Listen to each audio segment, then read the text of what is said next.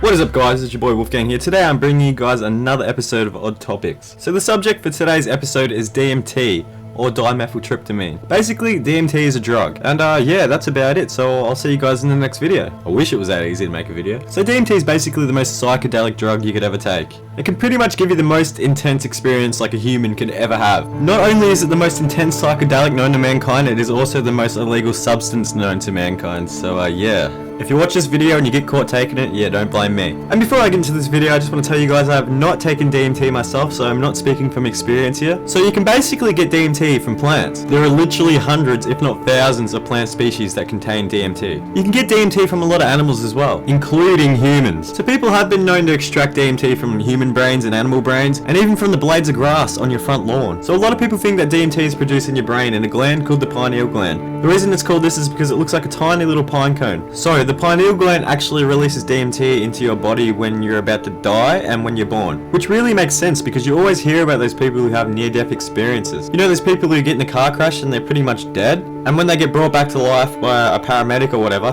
they actually say they've seen a light, or they've seen themselves hovering above their bodies, or they just say they see really weird things.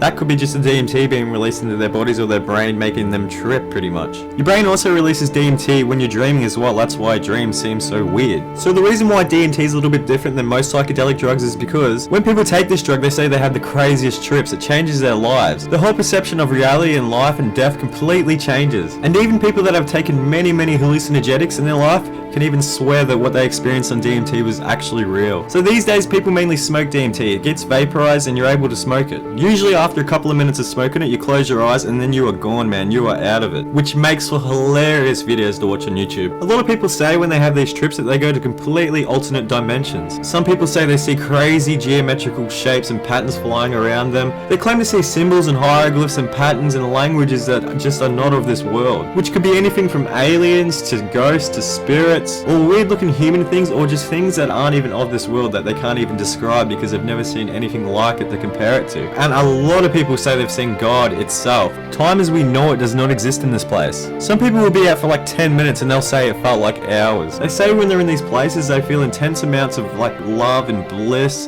and unity and oneness just with everything. A lot of people find it really hard to even explain the feeling they had because it's not an emotion that is one that we're used to having. The experiences people have on this drug are so crazy. It's definitely worth looking up on the internet, like watching a YouTube video or reading about someone's experience on this drug, because they all vary so much and they're all just equally as crazy, man. It will blow your mind what they have to say. DMT has been taken so much through history. It's not just recently that people have started taking it. Ancient shamans actually used to make it out of plants they found in the jungle, and if you don't know what a shaman is, it's basically like a witch doctor. They go out to the jungle and they get the correct plants and they boil it all up, and then they make something called ayahuasca, which is basically a drinkable DMT. They used it for healing and communicating with the spirits of nature, and even communicating with the spirits of the dead and asking them for advice. That's intriguing in itself that these ancient people figured out how to make that so many years ago. When they were discovered by Western anthropologists, they were asked, how do you know how to make this stuff? Out of the thousands of plants in the jungle, they just decided to combine these two. But their answer to that was the plants themselves actually told them to do it. Sometime in the 1990s, archaeologists actually uncovered a pipe from these people. The pipe contained DMT, and after carbon dating it, they found it was from 2130 BC. So this stuff's been around forever, guys. The ancient Egyptians were also very aware of DMT. It actually came from a tree. I don't remember exactly what the tree is called, but they called it the Tree of Life. And you can find the Tree of Life in all kinds of ancient Egyptian hieroglyphs and mythology. And this symbol right here, the Eye of Horus, we've all seen this symbol. It looks really similar to the pineal gland, which a lot of people in a lot of different cultures refer to as the third eye, or the seat of the soul. If you do some research on the subject, you'll find all kinds of different hints and proof that these people actually had knowledge of this gland. It's really intriguing that the ancient Egyptians knew about this gland in the brain. A lot of the time the pineal gland was represented as a pine cone, and is also the reason why it's called the pineal gland. Now you can find this pine cone that represents the pineal gland anywhere in history. Even today you can see one in the Vatican. Evidence for DMT in the pineal gland can be found all through history, from the ancient Chinese to the Greeks to the Sumerians to the Egyptians, even in India,